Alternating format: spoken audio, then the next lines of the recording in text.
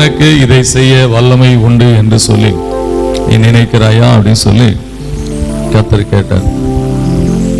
எனக்கு இதை செய்ய வல்லமை உண்டு என்று சொல்லி அநேகருடைய உள்ளத்துல கர்த்தரால கூடாது என்று சொல்லுவது போல நம்ம என்ன பண்ணிக்கிட்டு இருக்கோம்.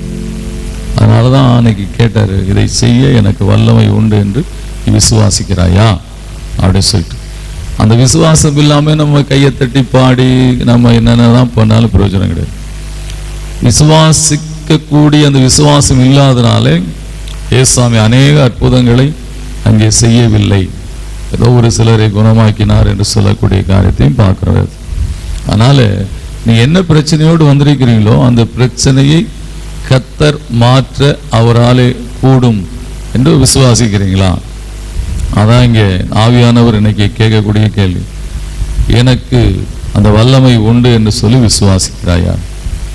நீங்க அதை விசுவாசிக்காம நம்ம கையை தட்டி வேர்த்து விறுவிறுத்து பாடினாலும் சரி, என்ன பண்ணாலும் சரி, ஒன்றும் நடக்க போறது கிடையாது.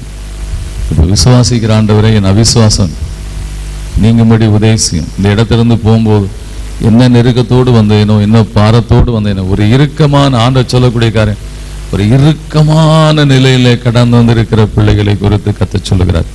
எனவே அந்த இறுக்கமெல்லாம் நீங்கி ஒரு இளைப்பாறுதலோடு இந்த இடத்திலிருந்து நம்ம கடந்து செல்லும்படியாய் கர்த்தர் நமக்கு அந்த கிருபையின் பிரசன்னத்தை மேல் ஊற்றும்படியாய் கர்த்தருடைய சமூகத்துல நான் கர்த்தரை நோக்கி கூப்பிடுவோம். ஹல்லேலூயா.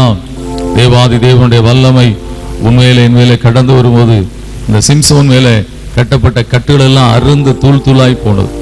அதுபோல் நம்முடைய இறுக்கம் நெருக்கம் கவலை கண்ணீர் எல்லாம் மறைந்து போய்விடும். ஹல்லேலூயா.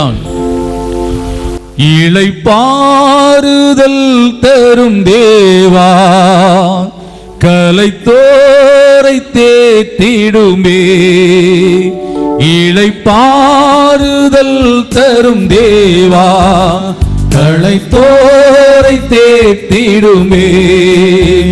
சிலுவை நிழல் எந்தன் தஞ்சம், சுகமாயங்கு தங்கிடுவே.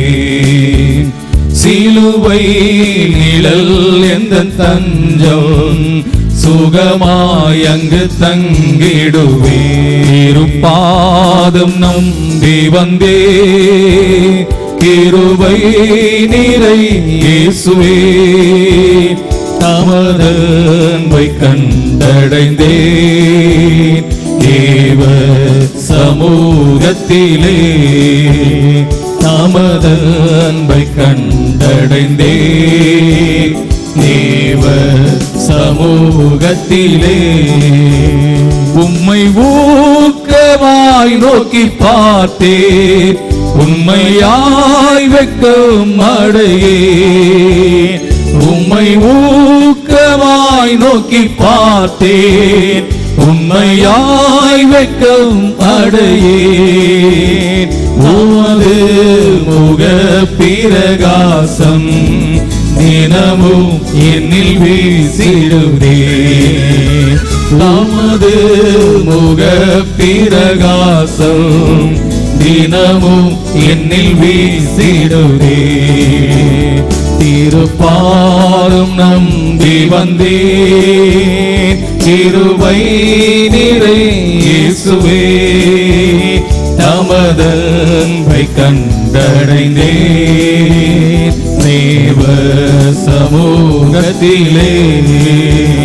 தமது அன்பை கண்டடைந்தேன் தேவ சமூகத்திலே.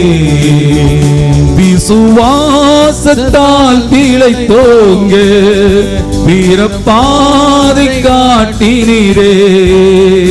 விசுவாசத்தால் பிழைத்தோங்க, வீரப்பாதை காட்டினீரே. மலர்ந்து கனி தரும் வாழ்வை விரும்பி வரம் வேண்டுகிறேன். மலர்ந்து கனி தரும் வாழ்வை விரும்பி வரம் வேண்டுகிறேன். திருப்பாதம் நம்பி வந்தேன், கிருபை நிறை இயேசுவே. தமது அன்பை கண்டடைந்தேன் தேவ சமூகத்திலே தமது அன்பை கண்டடைந்தேன். தேவ சமூகத்திலே என்னுள்ளம் தேவன் பால் பொங்கி வழியுதே. இயேசுவை ரட்சித்தார் நான் ஆடி பாடுவேன். எவரும் அறியாரே என் உள்ளம் பொங்குதே. என் உள்ளம் பொங்கி பொங்கி பொங்கி பொங்கி வழியுதே. என்னுள்ளம் தேவன் பால் பொங்கி வழியுதே. இயேசுவை ரட்சித்தார் நான் ஆடி பாடுவேன். எவரும் அறியாரே என் உள்ளம் பொங்குதே. என் உள்ளம் பொங்கி பொங்கி பொங்கி பொங்கி வழியுதே. சந்தோஷம் பொங்குதே, சந்தோஷம் பொங்குதே, சந்தோஷம் என்னில் பொங்குதே. அல்லேலூயா. இயேசு என்னை ரட்சித்தார், முற்றும் என்னை மாற்றினார். சந்தோஷம் என்னில் பொங்குதே. எனக்காய் ஜீவன் விட்டவரே, என்னோடு இருக்க எழுந்தவரே. எனக்காய் ஜீவன் விட்டவரே, என்னோடு இருக்க எழுந்தவரே. என்னை என்றும் வழி நடத்துவாரே. என்னை சந்திக்க வந்திடுவாரே. என்னை என்றும் வழி நடத்துவாரே. என்னை சந்திக்க வந்திடுவாரே. இயேசு போதுமே போதுமே, இயேசு போதுமே போதுமே. எந்த நாளிலுமே என் நிலையிலுமே எந்த வழியிலே இயேசு போதுமே. எந்த காலத்திலும் எந்த நேரத்திலும் நன்றியால் உம்மை நான் துதிப்பேன். இயேசுவே உம்மை நான் துதிப்பேன் துதிப்பேன். எந்த வேளையிலும் துதிப்பேன். இயேசுவே உம்மை நான் துதிப்பேன் துதிப்பேன். எந்த வேளையிலும் துதிப்பேன். ஆதியும் நீரே, அந்தமும் நீரே, ஜோதியும் நீரே, என் சொந்தமும் நீரே. ஆதியும் நீரே, அந்தமும் நீரே, ஜோதியும் நீரே, என் சொந்தமும் நீரே. எந்த காலத்திலும் எந்த நேரத்திலும் நன்றியால் உம்மை நான் துதிப்பேன். இயேசுவே உம்மை நான் துதிப்பேன் துதிப்பேன். எந்த வேளையிலும் துதிப்பேன். இயேசுவே உம்மை நான் துதிப்பேன் துதிப்பேன். எந்த வேளையிலும் துதிப்பேன். தேவனும் நீரே, என் ஜீவனும் நீரே, ராஜராஜனும் என் சர்வமும் நீரே. தேவனும் நீரே, என் ஜீவனும் நீரே, ராஜராஜனும் என் சர்வமும் நீரே. எந்த காலத்திலும் எந்த நேரத்திலும் நன்றியால் உம்மை நான் துதிப்பேன். இயேசுவே உம்மை நான் துதிப்பேன் துதிப்பேன். எந்த வேளையிலும் துதிப்பேன். இயேசுவே உம்மை நான் துதிப்பேன் துதிப்பேன். எந்த வேளையிலும் துதிப்பேன். பிதாவுக்கே ஸ்தோத்திரம், தேவகுமாரனுக்கு ஸ்தோத்திரம், ஆவியானவருக்கு ஸ்தோத்திரம் என்றுமே என்றுமே. ஆவியானவருக்கு ஸ்தோத்திரம் என்றுமே என்றுமே. அசைவாடும் ஆவியே, தூய்மையின் ஆவியே, அசைவாடும் ஆவியே, தூய்மையின் ஆவியே, இடமசைய வல்லமை இறங்கி இறங்கட்டும். பிள்ளைகளுக்கு விசுவாசம், விசுவாசம் உள்ளம் மலையை பார்த்து சொல்லக்கூடிய விசுவாசம் கடந்து வரட்டும். ஹல்லேலூயா. ஆமென். இறங்கி வாருமே, ஊற்றப்பட வேண்டுமே உன்னதத்தின் ஆவி, உயிர்ப்பிக்க வேண்டும் எங்கள் தேவா. உயிர்ப்பியாக அந்த ஆவியை நடக்குமா நடக்காதா என்று சொல்லக்கூடிய கர்த்தாவே, எண்ணங்களை மோசையின் உள்ளத்திலே பார்த்து கேட்டீர். கர்த்தா, இன்றைக்கு இந்த மக்களுடைய உள்ளத்திலே பார்த்து நடக்குமா நடக்காதா என்று சொல்லக்கூடிய இந்த கேள்விக்கு கர்த்தாவே, மோசேக்கு பதில் செய்த கர்த்தர் ஜனங்களுக்கு பதில் செய்யும்படியா ஜெபிக்கிறேன். ஹல்லேலூயா. நன்றியோடு உம்மை துதிக்கிறேன் கர்த்தாவே. எங்கள் தேவா, முன்மாரியாக அன்று பொழிந்திட்ட ஆவியே, பின்மாரியாக இன்று பொழிந்திடுமே. பொழிந்த பொழிந்திடும் வல்லமை, உன்னதத்தின் வல்லமை, ஆவியின் வல்லமை, அக்கினியின் வல்லமை, பொழிந்திடும் வல்லமை, உன்னதத்தின் வல்லமை, ஆவியின் வல்லமை, அக்கினி இறங்கு, வல்லமை, அக்கினி இறங்கு, அக்கினி இறங்கு, அக்கினி இறங்கு, அக்கினி இறங்கு, சரீரத்திலே பலவீனங்கள் இயேசுவின் நாமத்தில் பா என்று சொல்கிறேன். குடும்பத்தில் போராட்டம், ஆத்மாவிலே போராட்டம், இயேசுவின் நாமத்தில் பா. கர்த்தாவே, பிள்ளைகளை விடுவியும், வல்லமை இறங்கி, வல்லமை இறங்கி, வல்லமை இறங்கி ஒவ்வொரு பிள்ளைகள் வாழ்க்கையில் இளைப்பாறுதலை தாரும். நன்றியோடு அக்கினியின் வல்லமை, பொழிந்திடும் வல்லமை, உன்னதத்தின் வல்லமை, ஆவியின் வல்லமை, அக்கினியின் வல்லமை, பொழிந்திடும் வல்லமை, உன்னதத்தின் வல்லமை, ஆவியின் வல்லமை, அக்கினியின் வல்லமை, பொழிந்திடும் வல்லமை, உன்னதத்தின் வல்லமை, ஆவியின் வல்லமை, அக்கினியின் வல்லமை.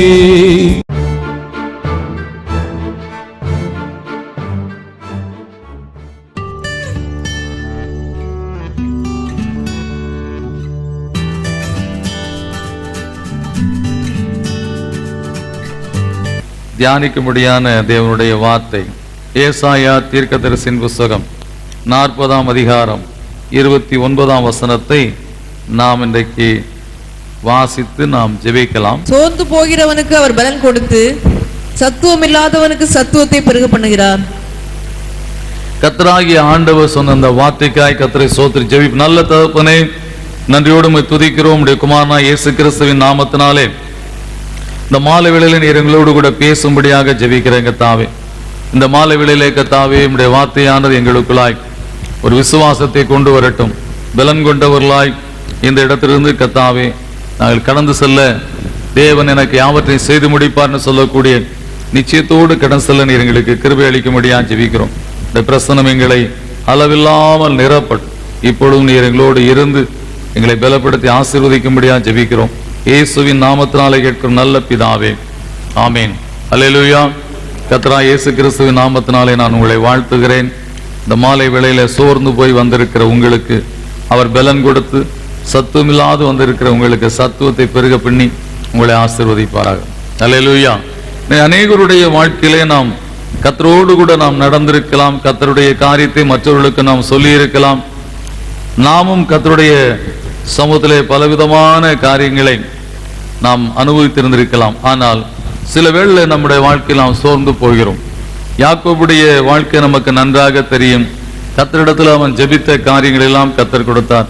புள்ளி புள்ளியான ஆடு போடணும்னா அப்படி, கருப்பும் புள்ளியுமான ஆடு போடணும்னா கிடைச்சது. ஆனால் அங்கே அவரை ஒரு நாள் இரவு வேலை முழுவதும் கர்த்தர் காக்க வைத்து விட்டார். They happened to wait at the feet of the Lord on the whole night. ஒரு இரவு முழுதும் காத்திருக்க வேண்டிய நிலைமை ஏற்பட்டது என்று சொல்லக்கூடிய காரியத்தை நாம் பார்க்கிறோம். தான் கேட்ட எல்லாவற்றையும் கர்த்தர் கொடுத்தாரே, நான் போகிற இடத்துல எனக்கு உண்ண ஆகாரம் உடுக்க உடையும் கொடுத்து என் தகப்பனிட வீட்டுக்கு திரும்பி வர பண்ணுவீரேனால் நீர் எனக்கு தேவனாயிருப்பீர். நான் எனக்கு கிடைக்கிற எல்லாவற்றிலும் உங்களுக்கு தசமாக செலுத்துவேன். இந்த கல் உமக்கு தேவனுக்கு வீடாகும் என்று சொல்லி அப்படியா தேவனிடத்தில் அன்பு கூர்ந்து அவனுடைய வாழ்க்கையிலையும் ஒரு நேரத்தில் சோர்ந்து போய் அவன் திகைத்து நிற்கக்கூடிய காரியத்தை பார்க்கிறோம். எனவே இந்த சோர்வு என்று சொல்லக்கூடிய காரியங்கள் நம்முடைய வாழ்க்கையில எப்பொழுதும் வரக்கூடிய ஒரு ஆனால் அதை மேற்கொள்வதற்கு தேவ பலன் நம்முடைய வாழ்க்கையில தேவை.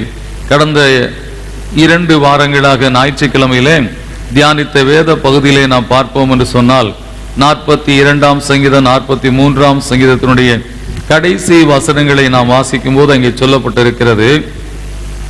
42, 43 வசனம் நான் வாசிக்கும் போது இங்கே சொல்லப்பட்ட கடைசி வசனம், என் ஆத்துமாவே நீ ஏன் கலங்குகிறாய்? என் ஆத்துமாவே நீ ஏன் கலங்குகிறாய்? ஏன் எனக்குள் தியங்குகிறாய்? ஏன் எனக்குள் தியங்குகிறாய்? தேவனை நோக்கி காத்திரு, தேவனை நோக்கி காத்திரு. என் முகத்திற்கு ரட்சிப்பும், என் முகத்திற்கு ரட்சிப்பும், என் தேவனுமாய் இருக்கிறவரை, என் தேவனுமாய் இருக்கிறவரை நான் இன்னும் துதிப்பேன். நான் இன்னும் துதிப்பேன்.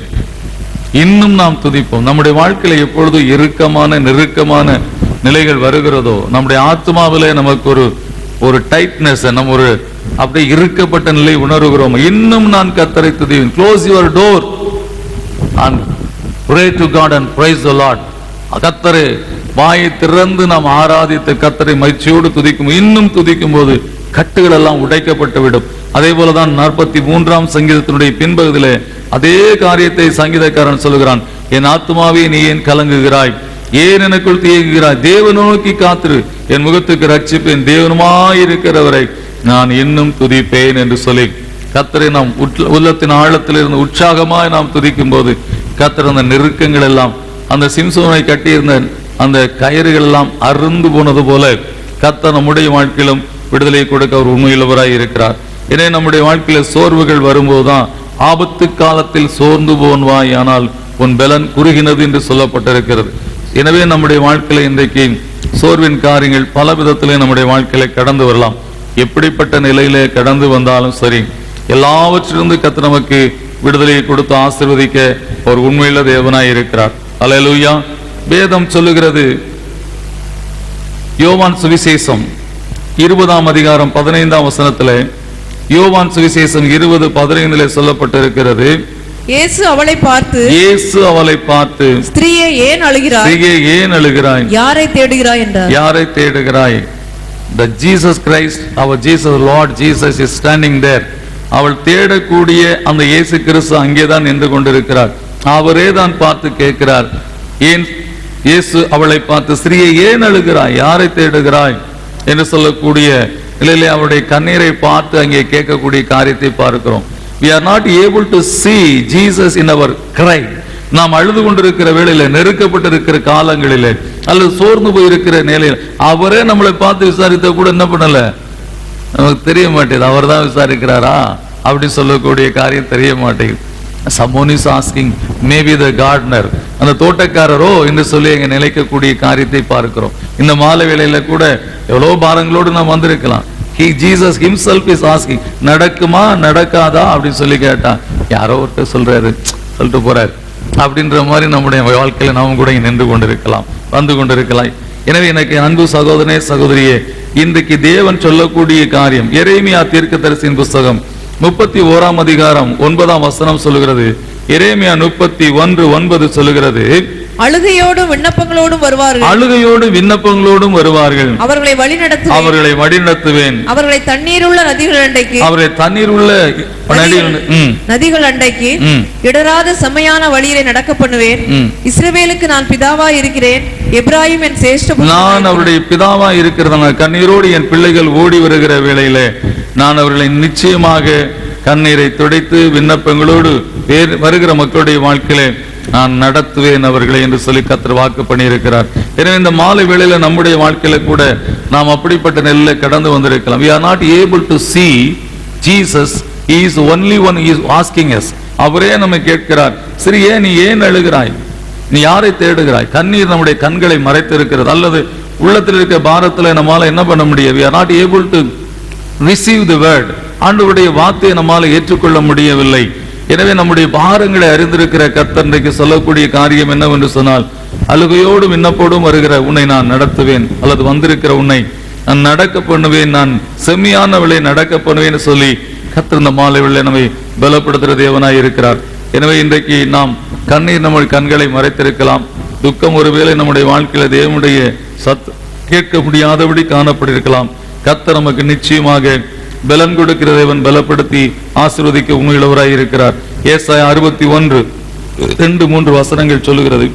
ஏசாயா 61:2-3 வசனங்களை நாம் வாசிப்போம் என்று சொன்னால், கர்த்தருடைய அனுக்கிரக வருஷத்தையும் நம்முடைய தேவன் நீதி சரிக்கட்டும் நாளையும் கூறவும், துயரப்பட்ட அனைவருக்கும் ஆறுதல் செய்யவும், சியோனில் துயரப்பட்டவர்களை சீர்படுத்தவும், அவர்களுக்கு சாம்பலுக்கு பதிலாக சிங்காரத்தையும், துயரத்துக்கு பதிலாக ஆனந்த தைலத்தையும், ஒடுங்கின ஆவிக்கு பதிலாக துதியின் உடையை கொடுக்கவும் அவர் என்னை அனுப்பினார். நம்முடைய வாழ்க்கையில ஒடுங்கி நொறுங்கி வேதனைப்பட்டு சாம்பல்ல உட்கார்ந்து இருக்கிற ஒரு வாழ்க்கையில இருக்கிற நமக்கு இன்றைக்கு ஆறுதலை அளிக்கும்படிதான் கர்த்தர் இந்த மாலை வேளையில நம்மை கொண்டு வந்திருக்கிறார். Though we are few, but ஆவியானவர் இங்கே அப்படிப்பட்ட அவரும் சோர்ந்து போயில உற்சாகமாய் நம்மோடு கூட ஆவியானுடைய பிரசனம் நம்மை நெருக்கி கொண்டிருக்கிறதுனாலே அவர் சொல்லக்கூடிய காரியம், நீங்கள் ஒடுங்கின ஆவியாய் வந்திருந்தால் அவருடைய ஆவியானவர் ஒடுக்கப்பட்டவராய் இல்லை, அவர் அளவில்லாமல் இருக்கிறார். அல்லேலூயா. அவருடைய பிரசன்னம் நம்மை அளவில்லாமல் நிரப்பி இருக்கிறது. எனவே இன்றைக்கு தேவ ஆவியா நம்மை நடத்தி கொண்டிருக்கிறார். உன் கண்ணீரை மாற்றுவார். சோர்ந்து போயிருக்கிற உங்களுக்கு, சத்துவமற்று வந்திருக்க உங்களுக்கு சத்துவத்தை கொடுக்க உண்மையுள்ளவராய் இருக்கிறார். வெளிப்படுத்தின விசேஷம் 7ஆம் அதிகாரம் 17ஆம் வசனம் சொல்லுகிறது. வெளிப்படுத்தல் 7:17 சொல்லுகிறது, ஆட்டுக்குட்டியானவரை சிங்காசனத்தின் மத்தியில் இருக்கிற ஆட்டுக்குட்டியானவரே இவர்களை மேய்த்து இவர்களை ஜீவ தண்ணீர் உள்ள ஊற்றுகளண்டைக்கு நடத்துவார். தேவன் தாமே இவருடைய கண்ணீர் யாவையும் துடைப்பார். எனவே இந்த தேவ ஆட்டுக்குட்டியானவரே இவளை மேய்த்து இவர்களை ஜீவ தண்ணீர் உள்ள ஊற்றண்டைக்கு நடத்துவார். தேவன் தாமே இவருடைய கண்ணீரை துடைப்பார் சொன்னபடி தேவனே நம்முடைய வாழ்க்கையில் இருக்கிற கண்ணீரையும் சோர்வுகளையும் அகற்றி போட்டு இன்னைக்கு நம்முடைய வாழ்க்கையில விடுதலையை கொடுக்கும்படியாகத்தான் அந்த இடத்துல நான் உன்னை நடத்தி அழைத்து கொண்டு வந்திருக்கிறேன் சொல்லி இருக்கிறார். அல்லேலூயா. அடுத்ததாக வேதம் சொல்லக்கூடிய காரியம் சங்கீதம் 56:8 சொல்ல அங்கே ஒரு சோர்வை நாம் பார்க்கக்கூடிய நிலையை பார்க்கக்கூடிய சங்கீதம் 56:8 சொல்லுகிறது, என் அலைச்சல்களை தேவரீர் எண்ணி இருக்கிறீர், என் கண்ணீரை உம்முடைய துருத்தியில் வையும், என்னுடைய கண்ணீரை உம்முடைய துருத்தியில் வையும், அவைகள் உம்முடைய கணக்கில் அல்லவோ இருக்கிறது. அலைச்சல்கள் நம்முடைய வாழ்க்கையில we run here and there for so many things.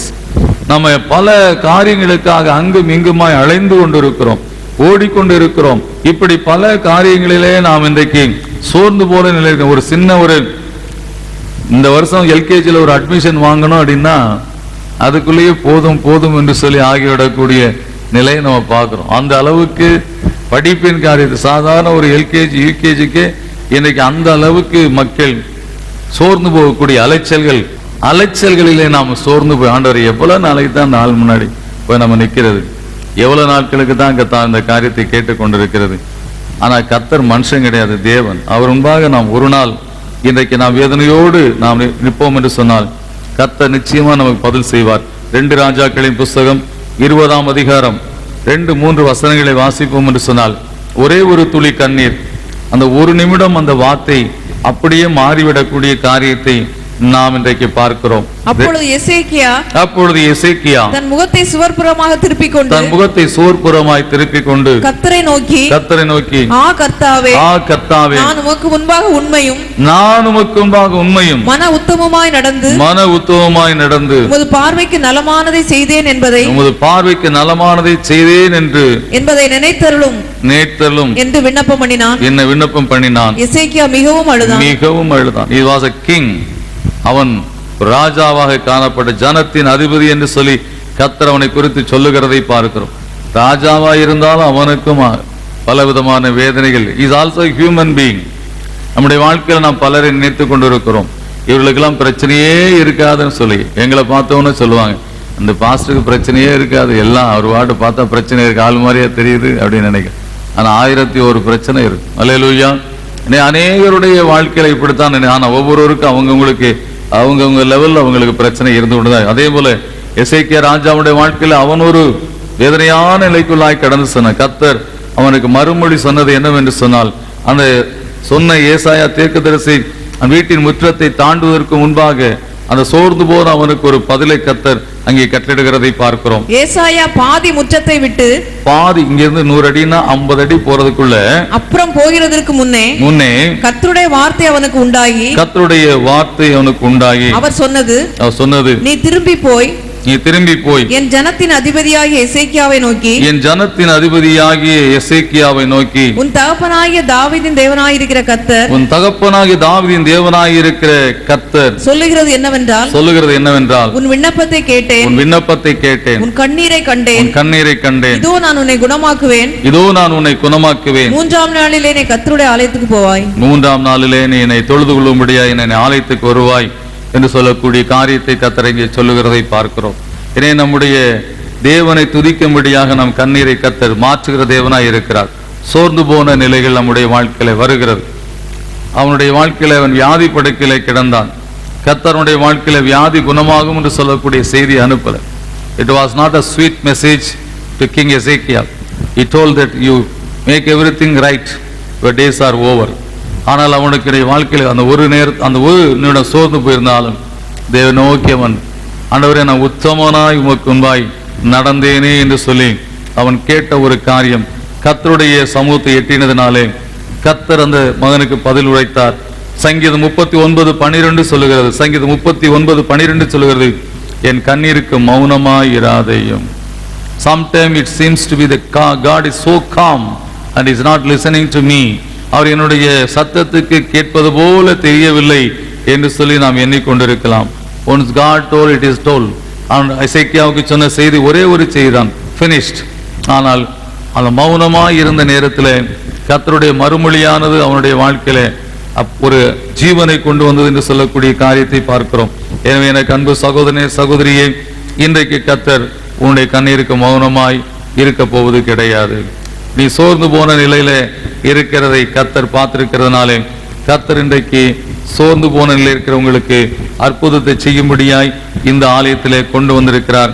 உன் விண்ணப்பத்தை கேட்டேன், உன் கண்ணீரை கண்டேன், இதோ உன்னை குணமாக்குவேன், 3ஆம் நாளில் கர்த்தருடைய ஆலயத்துக்கு போவாய் என்று சொல்லி அந்த தேவன் சொல்லி அனுப்பின அந்த விண்ணப்பத்தின்படி எசேக்கியாவுக்கு செய்த அற்புதத்தை கர்த்தர் இன்றைக்கு நம்முடைய வாழ்க்கையிலும் செய்ய உண்மையுள்ளவராய் இருக்கிறார். அல்லேலூயா. எனவே தேவ சமூகத்தை தேடி வந்திருக்கிற இந்த வேளையில கர்த்தருடைய சமூகத்தை நீங்க கேளுங்க. ஆண்டவரே, எசேக்கியாவினுடைய கண்ணீரை பார்த்து அவன் சோர்ந்து போன நிலையில கர்த்தாவே இன்றைக்கு இறங்கினீரே, எனக்கும் இறங்கும் என்று சொல்லி கூப்பிடுங்க. கர்த்தர் இந்த நாட்களிலே நமக்கும் அற்புதத்தை செய்ய அவர் உண்மையுள்ள தேவனாய் இருக்கிறார். அல்லேலூயா. இஸ்ரவேலின் தேவனாகிய கர்த்தர் உனக்கு ஜெயமும் கனமும் சுகமும் என்றைக்கும் கொடுக்கிற தேவன். எப்படி உன்னை கைவிடுவார்? எப்படி நம்மை விட்டு அவர் விலகி போவார்? சோர்ந்து போக வேண்டாம். அந்த மாலை வேளையில் தேவ சமூகத்தை தேடி வந்திருக்கிற அன்பு சகோதரனே சகோதரியே, சோர்ந்து போகிற அவனுக்கு அவர் பலன் கொடுத்து சத்துவமில்லாத அவனுக்கு சத்துவத்தை பெருக பண்ணுகிற தேவன் உங்களை அழைத்து கொண்டு வந்திருக்கிறார்.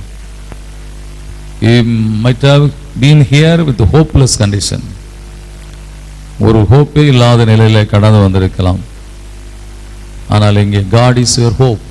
அவரே உங்களுடைய நம்பிக்கையாக இருந்து அவரையே நீங்கள் நோக்கி பார்க்கிற வேளையில் எல்லா சூழ்நிலைகளையும் மாற்ற ஒரு உண்மையுள்ளவராய் இருக்கிறார்.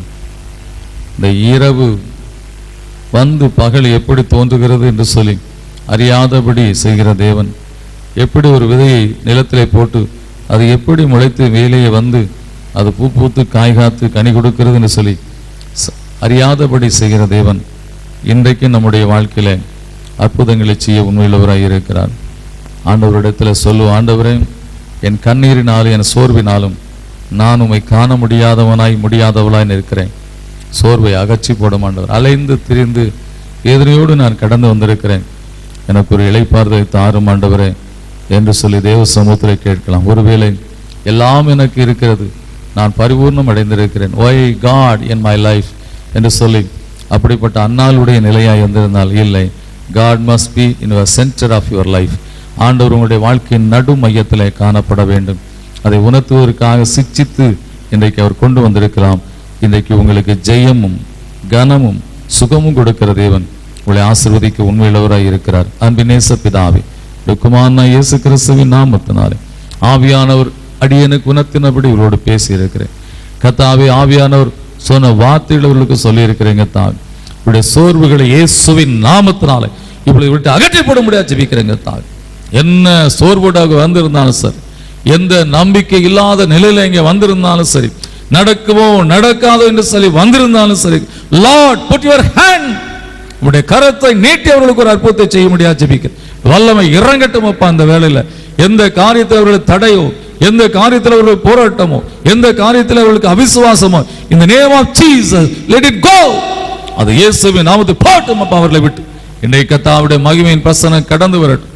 கர்த்தாவே, அன்னைக்கு எல்கானாவுடைய கம்ஃபர்ட் வேர்ட்ஸ் எப்படி அன்னாளுக்கு போதும் என்று போனது போல இந்த உலகத்தின் காரியங்களை போதும், I will seek my Lord, நான் இன்றைக்கு தேவனை நான் தேடுவேன் என்று சொல்லி கர்த்தாவை ஓடி வந்திருக்கிற பிள்ளைகள் வாழ்க்கையில அற்புதத்தை செய்யும்படியா ஜெபிக்கிறேன், அதிசயத்தை செய்யும்படியா ஜெபிக்கிறேன். கர்த்தாவே, இல்லாதவர்களை இருக்கிற போல் அழைக்கிற தேவன் இன்றைக்கு உங்களுடைய பிள்ளைகளுக்கு அற்புதத்தை செய்து ஆசீர்வதிக்கும்படியா ஜெபிக்கிறேன். கர்த்தாவே, இன்றைக்கு ஒரு அற்புதம் நடக்கட்டும். கர்த்தாவே, let there be a miracle in everyone's life. இன்றைக்கு கர்த்தாவே, நீர் அதிசயங்களை காண பண்ணும்படியா ஜெபிக்கிறேன். கர்த்தாவே, எகிப்திலிருந்து புறப்பட்ட போது உன்னை அதிசயங்களை காண பண்ணவர், இப்பொழுது நான் அதிசயம் காண பண்ணுவேன் சொன்னீங்க. எவர்லாஸ்டிங் மிரக்கிள்ஸ், எப்பொழுதும் அதிசயங்களை செய்கிற தேவன் நாங்கள் ஆராதிக்கிறோம். கர்த்தாவே, நீர் நாமம் அதிசயமானவர், நீர் அற்புதங்களை ஒவ்வொரு குடும்பத்துக்கும் செய்யும் அப்பா. அவள் எதை நடக்காது என்று சொல்லுங்க, அது நடக்கட்டும். அந்த காரியங்களை நம்பிக்கை இல்லாமல் வந்திருக்கிற பிள்ளைகள் வாழ்க்கையில let it happen today, let them go with a miracle. and say, Lord said it and done it. கர்த்தாவே கர்த்தர் சொன்னார் அதை செய்தார் என்று சொல்லும்படியாய் கர்த்தாவே ஒவ்வொருடைய வாழ்க்கை அற்புதத்தை செய்தலும் ஆசீர்வதியும் ஆசீர்வதித்து அனுப்பும் பிதாவே, இயேசுவின் நாமத்தினால கேட்கிற நல்ல பிதாவே, ஆமீன். நம்முடைய கர்த்தராகிய இயேசு கிறிஸ்துவின் கிருபை, தேவனுடைய அன்பு, பரிசுத்த ஆவியாகிய தெய்வத்தின் அந்யோன்ய ஐக்கியம் நம்மோரோடும் இந்த நாள் கூட்டத்தில் நம்பிக்கையெல்லாம் வந்த பிள்ளைகளோடும் அந்த நம்பிக்கையின் பலனாகிய ஆசீர்வாதத்தோடும், எதை நம்பி கிடைக்காமல் சோர்ந்து போனோம் அந்த ஆசீர்வாதத்தோடு இன்றும் என்றும் சதா காலம் இருப்பதாக. ஆமேன்.